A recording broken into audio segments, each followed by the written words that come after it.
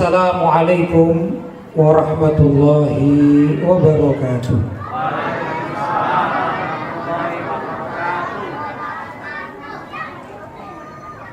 Alhamdulillah, wassalatu wassalamu ala rasulillah Sayyidina Muhammad ibn Abdullah wa ala alihi wa sahbihi wa man wala wala hawla wala quwwata illa billah, amma ba'd.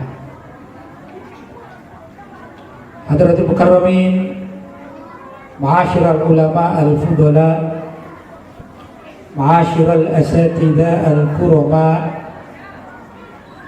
bapak-bapak, ibu-ibu, hadirin hadirat yang dirahmati oleh Allah, dan yang kita muliakan para panitia penyelenggara pengajian Tarhib ahlan wa sahlan ya Ramadan.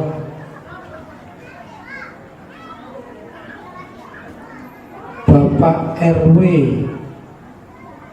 juga semua perangkatnya, Bapak RT dan semua jajarannya, para pengurus masjid dan musala, dan tak lupa semua aktivis apa namanya, wilayah Sungai Panas. Sungainya saja panas ya. Aku tahu sekarang, alhamdulillah aku tahu Sungai Panas. Ternyata di sini tempatnya. Mudah-mudahan semua yang hadir, dari bapak-bapak dan ibu-ibu, para aktivis semuanya, malam hari ini mendapatkan keberkahan dari Allah. Mudah-mudahan malam hari ini mendapatkan maghfirah dari Allah.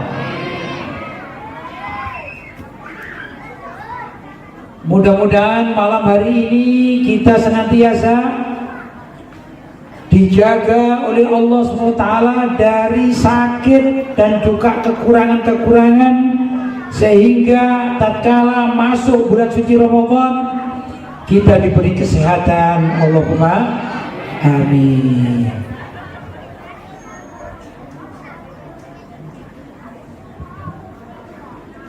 Bapak-bapak dan ibu-ibu yang dimuliakan oleh Allah, walaupun bulan suci Ramadan masih tersisa sekian hari lagi, tapi dengan peringatan atau kita membuat acara semacam demikian, seakan-akan bulan suci Ramadan itu sudah dekat dan esok hari kita sudah berpuasa. Jangan khawatir, kita menunggu sampai masuknya bulan suci Ramadan, yang hakikatnya kita sekarang masih pada bulan Syaban, tapi hati kita sudah terasa di bulan suci Ramadan. Itu pahalanya akan diberikan oleh Allah SWT. Mudah-mudahan seperti pahala tatkala kita hadir majelis taklim di bulan suci Ramadan. Allahumma amin. Allahumma amin.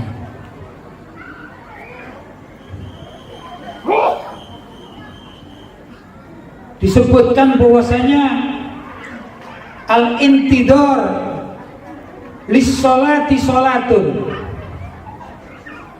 Orang menunggu sholat, al-intidor lis-sholati fil musalla sholatun.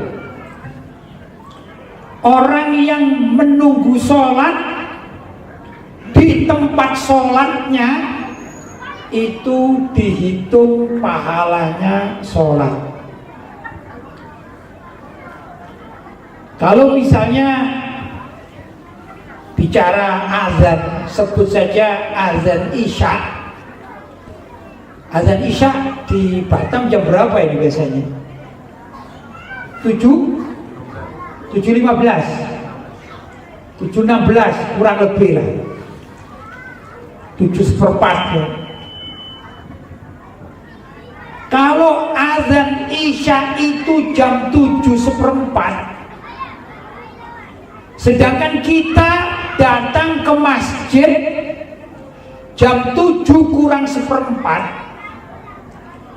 dan kita datang ke masjid tujuannya untuk menunggu datangnya azan Isya, maka sesungguhnya kita menunggu di masjid atau di musola untuk melaksanakan sholat Isya itu pahalanya sama dengan orang yang sedang sholat Isya. Kenapa? Karena menunggu sholat Isya. Karena itu hari ini kita menunggu puasa pada bulan Ramadan. Walaupun kita belum puasa ini, masih bisa makan siang, betul? Makan sore, betul? Makan nasi apa makan sore? Makan nasi di siang hari atau sore hari. Kita kenyang, tapi hati kita seakan-akan kita ini benar-benar sudah berada pada bulan suci Ramadan. Maka hati kita yang menunggu itu pun diberi pahala oleh Allah SWT.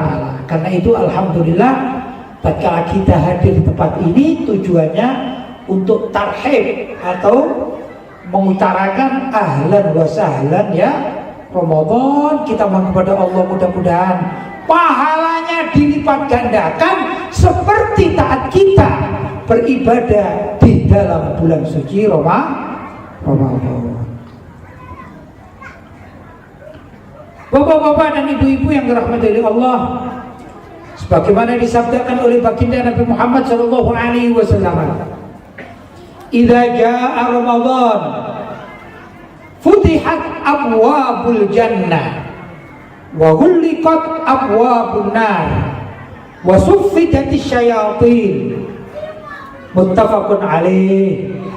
Artinya, apabila datang bulan suci Ramadan, maka pintu surga dibuka lebar-lebar, pintu neraka ditutup rapat-rapat, dan setan-setan itu dibelenggu. Ini hadis muttafaqun alaih, artinya diriwayatkan oleh Imam Bukhari dan Imam Muslim. Artinya hadis ini sahih. Jadi kalau kita sudah masuk pada bulan suci Ramadan, hakikatnya pintu surga dibuka lebar-lebar. Maka sangat rugi kalau kita sudah dibukakan pintu lebar-lebar tapi kita tidak bisa memanfaatkannya. Kemudian pintu neraka ditutup rapat-rapat. Maka alangkah ruginya kalau kita ada di bulan suci Ramadan karena maksiat kita, maka ancaman itu tetap dibuka untuk pintu neraka walaupun dimasukkannya bukan saat bulan suci Ramadan. Itu berarti orang yang sudah keterlaluan, ya. Pintu neraka ditutup tapi dia dicatat sebagai calon penduduk neraka. Na'udzubillahi min dzalik. Wa suffidatis syayatin, dan setan-setan itu dibelenggu. Alangkah ruginya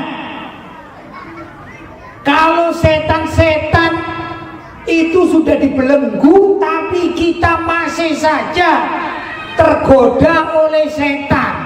Bagaimana tergoda oleh setan? Yaitu bekas digoda sebelum masuk bulan suci Ramadan. Ya namanya digoda kan kadang-kadang membekas. Contoh begini nih, contoh membekas digoda ini. Ada seseorang, entah laki-laki, entah perempuan gitu ya. Kemudian dia ini ketemu dengan lawan jenisnya. Berarti kalau orang laki-laki ketemu dengan lawan jenisnya sama perempuan. Kalau lakonnya ini orang perempuan, berarti ketemu lawan jenisnya itu laki-laki. Misalnya malam ini ya, malam ini kan belum Ramadan ini ya, belum Ramadan. Kemudian dia berkenalan, akhirnya jatuh cinta. Kalau kata anak muda sekarang ya, dapat pacar baru lah, gitu ya. Dapat pacar baru. Ternyata kenalannya itu membekas, ya, membekas di hati. Baik yang laki-laki maupun yang perempuan sudah. Sampai apa kata orang cinta monyet ya, sekali ketemu jatuh cinta, sampai lupa daratan. Memang kalau sekarang mungkin waktu ketemu itu kenalan itu apa, digoda atau diarahkan oleh setan. Begitu masuk bulan suci Ramadan, setannya dibelenggu. Tapi masalahnya ini dua orang laki-laki yang dan perempuan yang saling berpacaran ini sudah membekas. Tahu ya? Pengaruh setan yang menggoda sudah terlanjur membekas di hatinya. Begitu masuk bulan suci Ramadan, setannya dibelenggu, nafsunya masih terus gentayangan. Ini sangat rugi ya, orang-orang yang tidak mendapatkan rahmat dari Allah Subhanahu wa taala. Wong dia di musim Ramadan, di bulan Ramadan, setannya sudah dibelenggu, tapi hawa nafsunya masih bergentayangan. Nah itu gambarannya ya. Ya, tadi gambaran paling mudah ya. Tapi ada juga yang biasa-biasa, bukan urusan laki perempuan jatuh cinta, bukan. Ada di antara masyarakat yang nafsunya ini lebih besar daripada pemikirannya, nafsunya lebih besar daripada keimanannya. Maka di bulan suci Ramadan, yang di saat siang hari atau pagi sampai menjelang maghrib dilarang untuk makan dan minum, ternyata nafsunya mengatakan, ya kamu tidak perlu makan karena makan itu dilarang sekarang, kamu juga tidak perlu minum karena minum itu diharamkan. Tapi kalau merokok gimana ini? Kalau merokok, nah kadang-kadang masih apa namanya, merokok. Ada nggak demikian? Ada biasa. Tidak macam memang, tapi merokok ya sama saja ya dah. Ini kenapa? Karena nafsunya yang lebih dominan daripada godaan setan. Biasanya sebagian dari masyarakat zaman sekarang ini, kalau Ramadan hari pertama, kedua, ketiga ini masih aktif kan? Puasanya masih aktif. Tapi sudah mulai hari ke-10, nah ini nafsunya mulai kambuh, ya dah. Yang pengen makan siang, kalau di kantor ya apa namanya, bawa sanu lah gitu ya. Kalau malu sama keluarganya beli roti di luar, ya dah. Beli roti di luar di saku, akhirnya di kantor lagi sendirian dimakan, mumpung nggak ada nah, ini berarti apa? Nafsunya lebih besar, lebih kuat daripada godaan setan. Na'udzubillah min dzalik. Bapak-bapak dan ibu-ibu yang dirahmati oleh Allah SWT. Padahal kalau kita kepingin tahu apa rahasia pada bulan suci Ramadan itu, banyak. Kalau pahala-pahala dijanjikan oleh Allah SWT, dosa-dosa banyak diampuni. Kita jangankan beribadah, dikatakan naumus shaim ibadatun.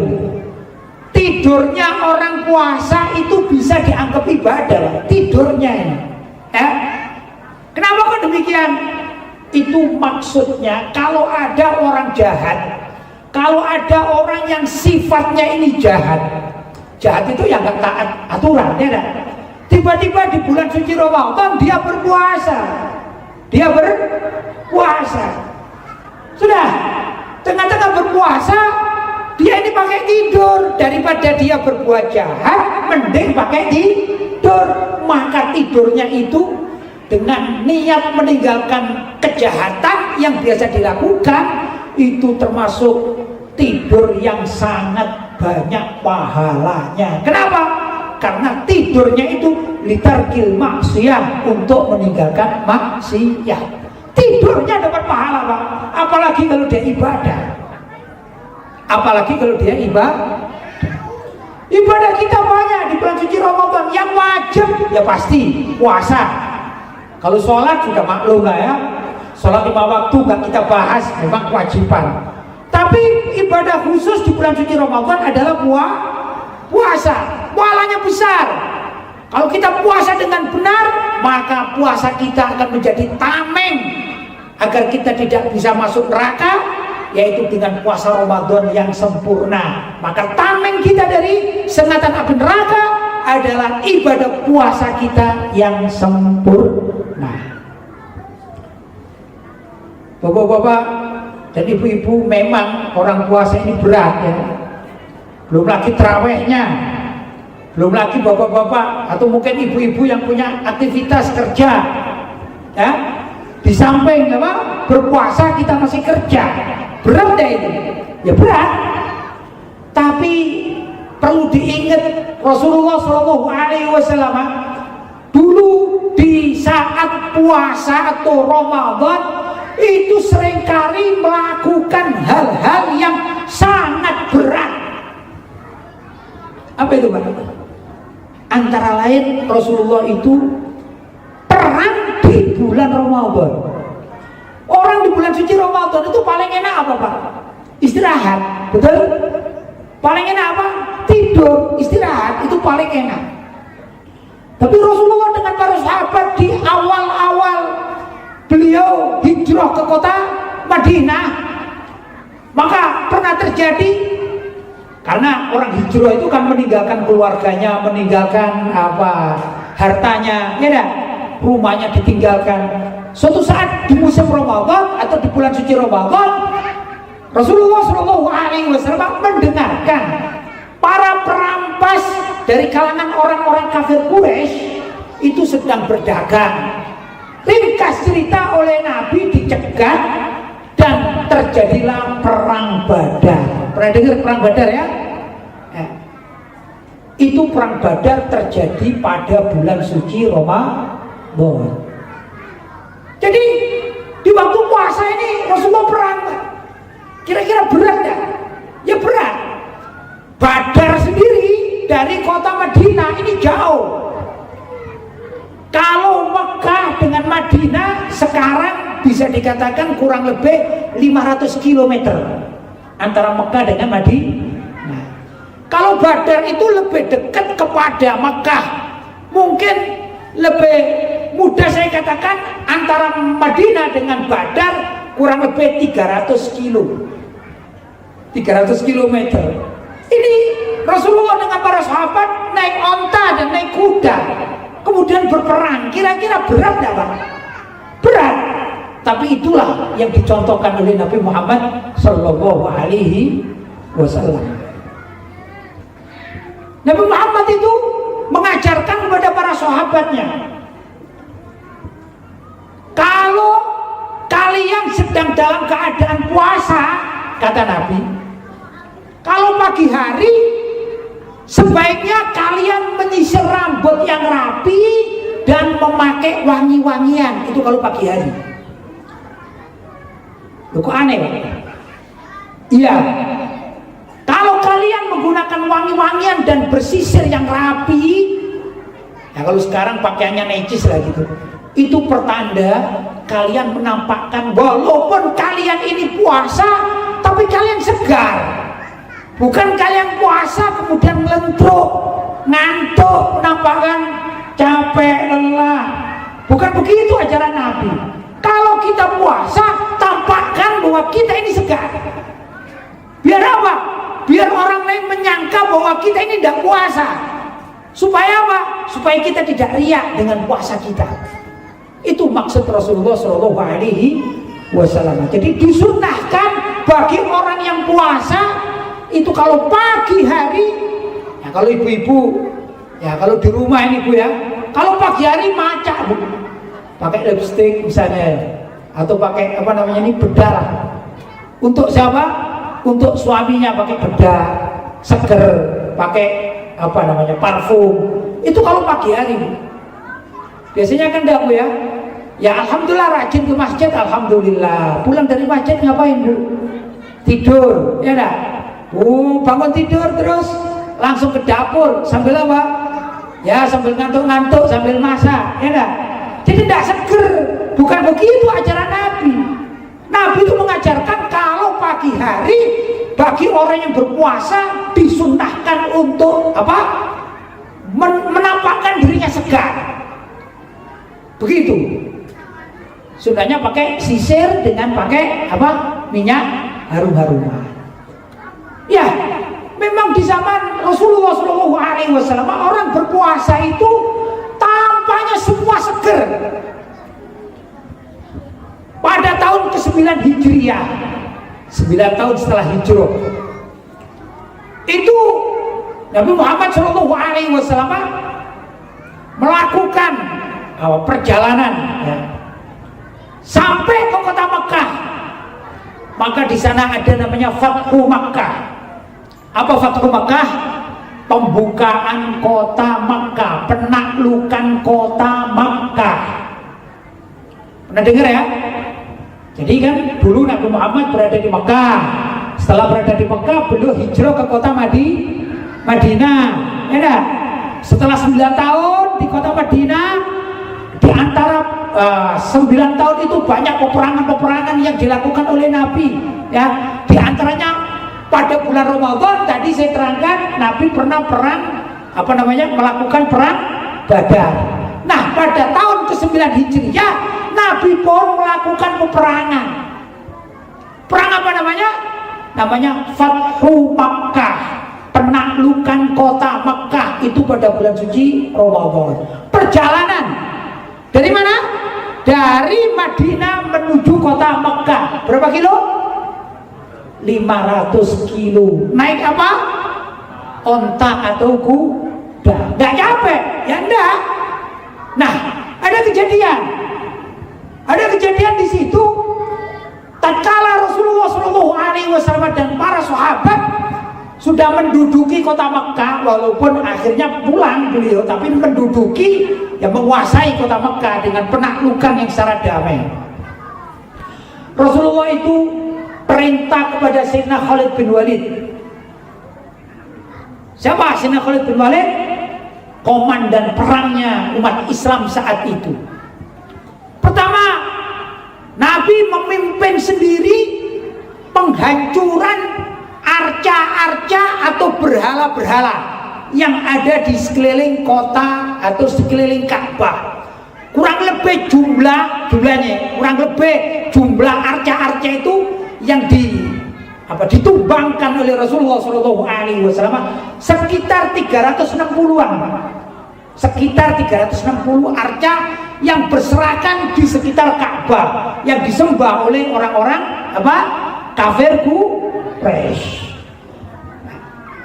Kemudian ada di satu tempat yang tidak jauh sih dari Mekah itu, ada satu berhala besar namanya Uzza.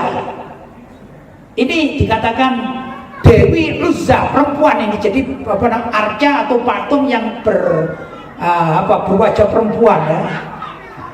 Besar Pak. Ya, panggil Dewi kata orang-orang ya. Dewi Uzza.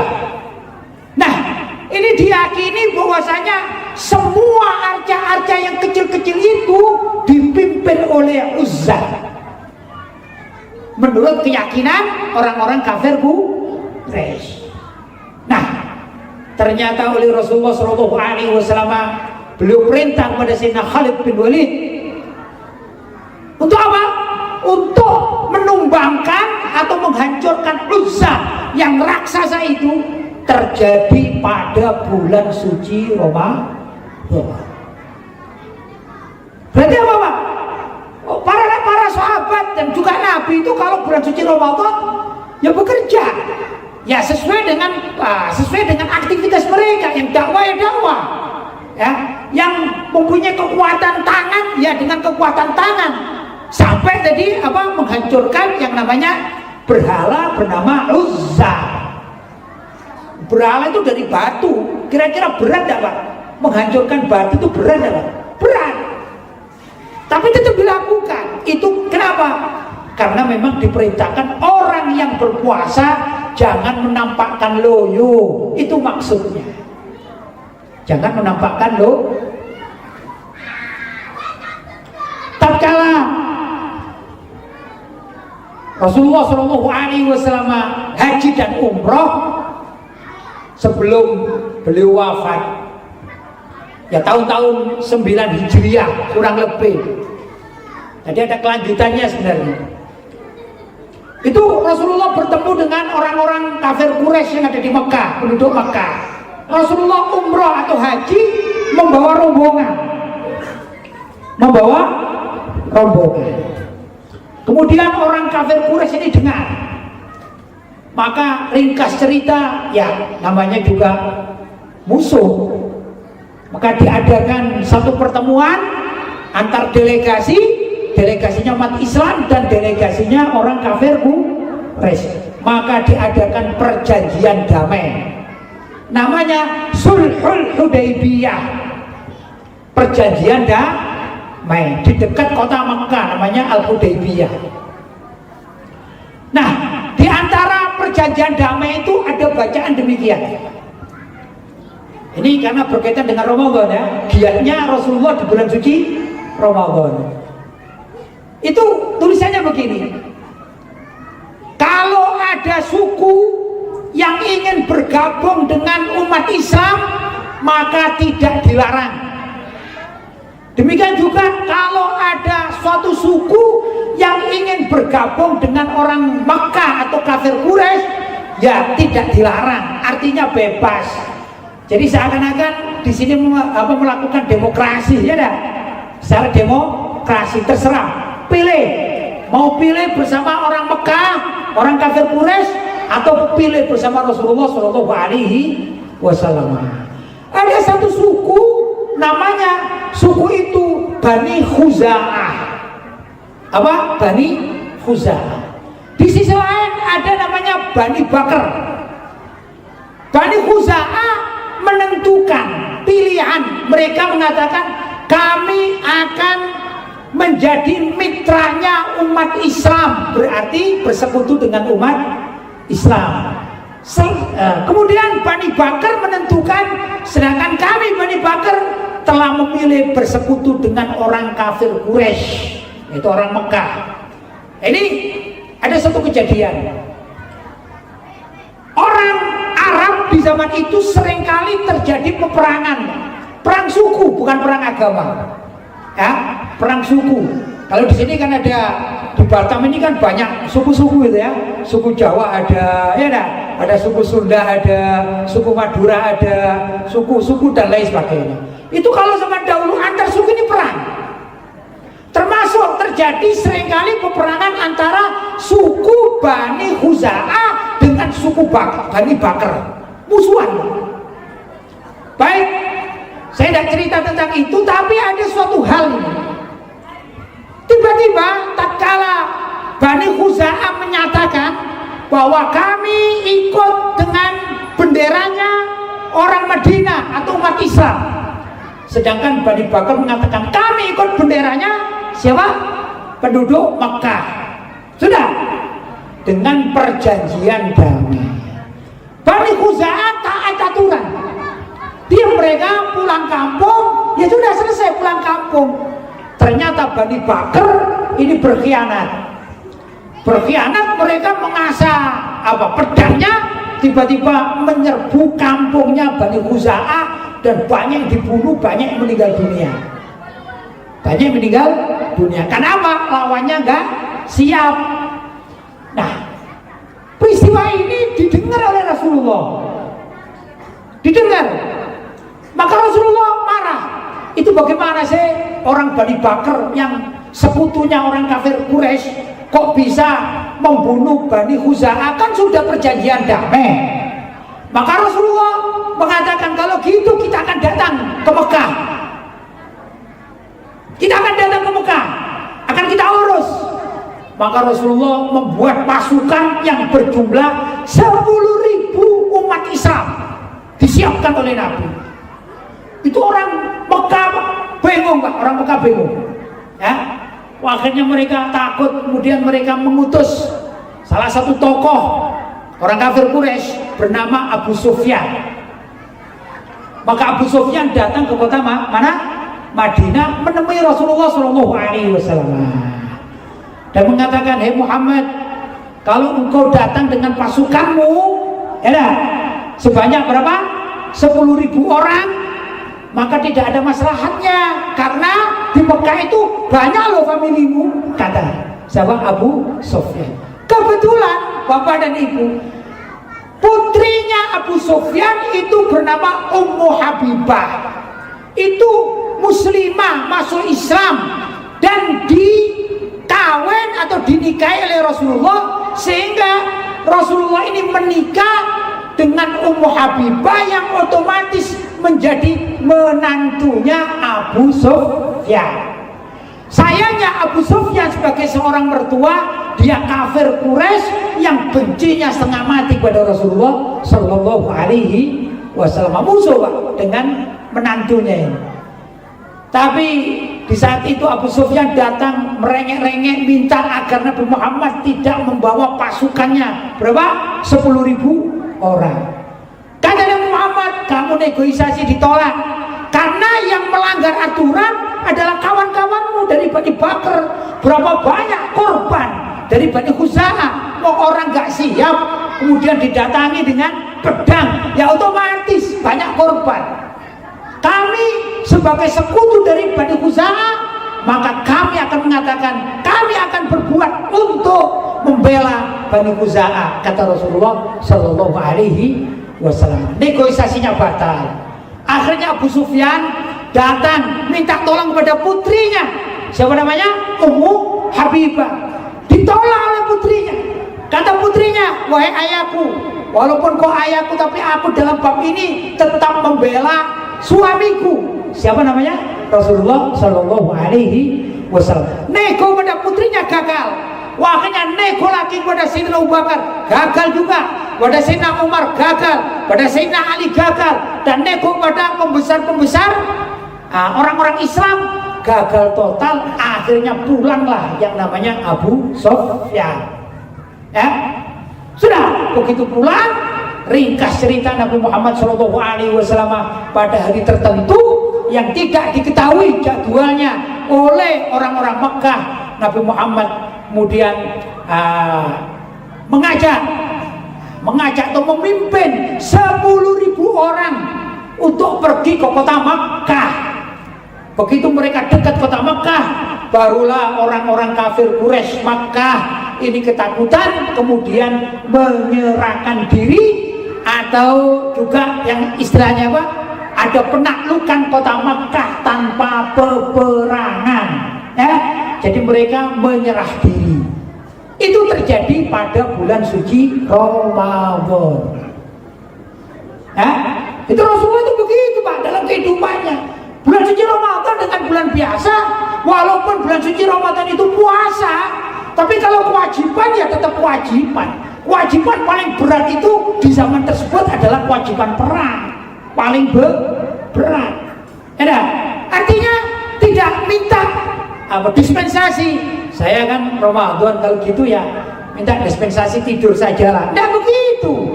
Aktif Rasulullah Shallallahu Alaihi Wasallam. Demikian juga para penerusnya. Pernah kita dengar pahlawan yang namanya Tariq bin Ziyad. Sayyidina Tariq bin Ziyad itu penakluk kota Spanyol atau Andalusia.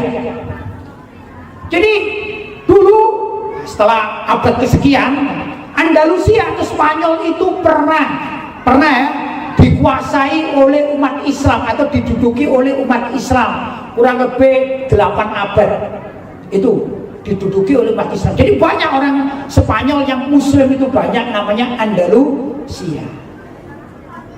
Suatu saat ini Sebelum Tariq bin Ziyad masuk kota Spanyol, itu penduduknya ditekan oleh penguasa. Artinya penduduknya ini terdolimi, mazlum, terdolimi. Penguasa yang dolim dan kejam. Itu zaman tersebut. Maka pemerintahan atau Bani Umayyah, pemerintahan Bani Umayyah mendengarkan di Spanyol itu terjadi penindasan kepada rakyat. Akhirnya dari Khalifah Bani Umayyah yang berkuasa saat itu mengutus seorang tokoh komandan yang kuat namanya Tariq bin Ziyad. Diutuslah, subhanallah, nyebrang lautan. Jadi berangkat dari Medina sampai ke Spanyol ini nyebrang lautan pakai kapal perang itu. Aneh ini ceritanya. Begitu sampai di kota Spanyol atau semenanjung Spanyol atau Andalusia, maka kapal-kapal ini sudah mendekat atau bersandar di pantai-pantai ya. Maka umat Islam atau pasukan Muslim ini disuruh masuk ke wilayah Spanyol. Kemudian Tariq bin Ziyad punya inisiatif. Inisiatifnya begini. Itu kan negara lain ya. Negara lain yang masih kafir, ya dah, penguasanya penguasa kafir. Sedangkan pasukan ini pasukan Muslim. Begitu kapal ini bersandar dan pasukannya ini sudah keluar dari perahu-perahu kapal-kapal perang, tiba-tiba oleh Tariq bin Ziyad ini semua kapal milik umat Islam itu dibakar. Aneh kan ini kan? Mereka datang, ya dah, tapi dibakar sendiri oleh Tariq bin Ziyad. Kenapa? Tujuannya agar pasukan itu tidak melarikan diri, Pak. Pasukan Muslim itu loh yang dipimpinnya oleh Tariq bin Ziyad ini tidak melarikan diri. Subhanallah. Intinya dikatakan terserah kamu menang atau mati gitu. Kalau kamu bisa perang melawan pemerintahan Spanyol yang zalim berarti menang. Tapi kalau tidak kuat kalian ya kalah. Kalian tidak bisa mundur karena kapalnya sudah dibakar semuanya. Itu terjadi pada bulan suci Ramadan. Alhamdulillah pada akhirnya dengan kegigihan pasukan-pasukan Muslim di Andalusia, akhirnya Spanyol atau Andalusia bisa dikuasai oleh umat Islam. Saat tersebut banyak atau mayoritas penduduk Spanyol atau Andalusia ini akhirnya masuk Islam. Begitu Pak, berkuasalah kurang lebih 8 abad. Jadi berapa abad? Berapa tahun? 800 tahun ya, sebelum kemudian 2 kali ditaklukkan lagi oleh orang-orang salibis ya. Tapi pernah berkuasa. Pemimpin-pemimpin Muslim pernah berkuasa di mana? Di Andalusia berkat perjuangan perangnya itu di bulan suci Ramadan.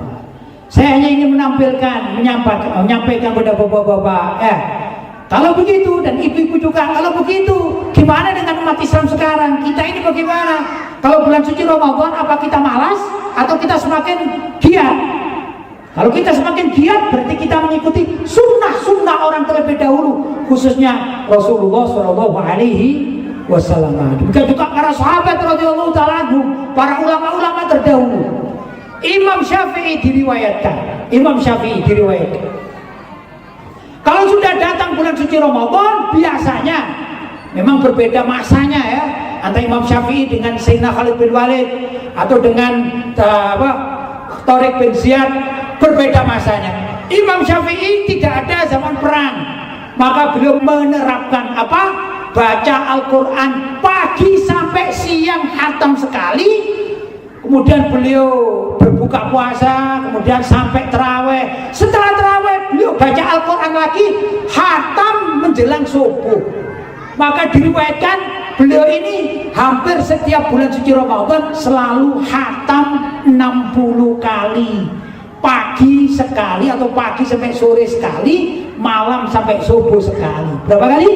60 kali. Tidak perang tapi aktif membaca Al-Quran. Itu begitu. Kalau kita ini ibu-ibu kadang-kadang ya, saya punya keluarga juga begitu. Belum masuk bulan suci Ramadan sudah gini. aduh ini bajunya kok belum baru ini ya untuk lebaran. Iya Bu, betul, ada yang begitu. Belum masuk bulan suci Ramadan sudah hitung-hitung THR. Ada? Ada. Rupanya ini senang zakat Bu ya. Ibu-ibu senang zakat ya? Senang enggak? Ya, zakat kan ada zakat fitrah bulan suci Ramadan, ya enggak? Ada lagi bulan zakat apa? Zakat mal, ya enggak? Tapi kalau sebelum bulan suci Ramadan itu yang banyak biasanya ibu-ibu namanya zakat mal. Zakat apa? Zakat mal. Betul. Mumpung belum masuk Ramadan, belanja dibanyak-banyakin. Ya enggak? Buat apa? Persiapan lebaran. Ramadan belum sudah datang lebaran. Tanggal berapa liburan? Itu kita berbeda dengan para sahabat. Sayyidina Ali bin Abi Thalib diriwayatkan kalau sudah masuk bulan suci Ramadan dengan keaktifan beliau, saya akan bercerita begitu masuk 10 hari di akhir bulan suci Ramadan, biasanya Sayyidina Ali itu tidak keluar kalau malam, tidak keluar dari musolanya atau dari masjidnya. Beliau duduk mulai dari selesai taraweh, kemudian baca Al-Quran, duduk di mihrab pengimaman ya. Itu beliau begitu setiap malam. Dan beliau dalam riwayatnya ini pegang-pegang jenggotnya begini, jenggotnya panjang ya. Sayyidina Ali jenggotnya panjang. Tapi pandai beliau ya, bukan bodoh. Sayyidina Ali jenggot panjang, pandai beliau ya. Kalau ada yang orang bilang katakan jenggot tambah panjang itu tambah goblok, tidak ngerti sejarah. Sayyidina Ali jenggotnya panjang lebat. Itu setiap bulan suci Ramadan di akhir, ya, itu dilus-lus, dipegang-pegang, tebel. Sambil apa? Sambil mengatakan beliau, sambil menangis, diriwayatkan air matanya ini seringkali membasahi jenggot lebatnya. Menangis. Kata beliau, ya Allah, andai kata bulan Ramadan itu gak ada habisnya, kalau bisa setahun lah itu Ramadan semuanya. Kenapa bulan suci Ramadan ini kok hampir habis? Karena sudah 10 hari terakhir. Menangis beliau. Diriwayatkan sampai tetesan air matanya membasahi jenggotnya. Itu nangis. Ditinggalkan bulan suci Ramadan nangis. Kita enggak, belum masuk bulan suci Ramadan ini malah belanja ya enggak? Sudah mengharap-harap bulan Syawal, lebaran. Kan beda jadi. Beda enggak? Nah, gimana kalau tahun ini kita konsentrasi, misalnya konsentrasi, ya apa caranya kalau bulan suci Ramadan itu datang, maka kita lebih mendekatkan diri kepada Allah, giat, ya nggak ada yang namanya puasa kita harus istirahat, puasa sebagai alasan, enggak. Mungkin di sini ada yang pekerjaannya berat, ya, angkut pasir, tetap aja angkut pasir, ya enggak. Pekerjaannya apalah, gitu ya, terserahlah, yang berat-berat, tetap aja. Bahkan kalau perlu, sebagaimana sunnah perintah dari Nabi, kalau mau berangkat, mau ambil pasir, suruh apa dulu tadi? Bersisir dan berwangi-wangian. Itu menampakkan begitu. Ibu-ibu yang biasa masak atau mungkin punya pekerjaan yang lain, beda.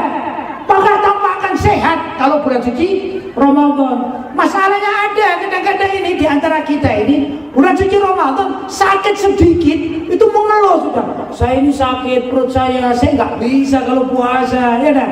Maka saya harus bayar fidyah saja. Akhirnya dikarang-karang sendiri. Pokoknya saya bayar fidyah nggak perlu puasa. La haula wala quwwata illa billah. Rasulullah tidak begitu cara mengajarkannya. Ya? Nah, bapak-bapak dan ibu-ibu yang dirahmati oleh Allah, yang penting pesan saya pada diri saya sendiri juga kepada bapak-bapak dan ibu-ibu, ayo kita jadikan ya bulan puasa tahun ini yang spesial, yang istimewa. Mudah-mudahan kita dicatat oleh Allah SWT sebagai orang-orang yang merindukan surga, orang-orang yang rindu berjumpa dengan Allah SWT dalam keadaan bersih, suci, mendapatkan pahala yang berlipat ganda. Dan mudah-mudahan kita juga dijadikan sebagai umat Rasulullah yang suka mencontoh, menteladani kehidupan Rasulullah Shallallahu Alaihi Wasallam dan mentaati apa yang dianjurkan oleh beliau.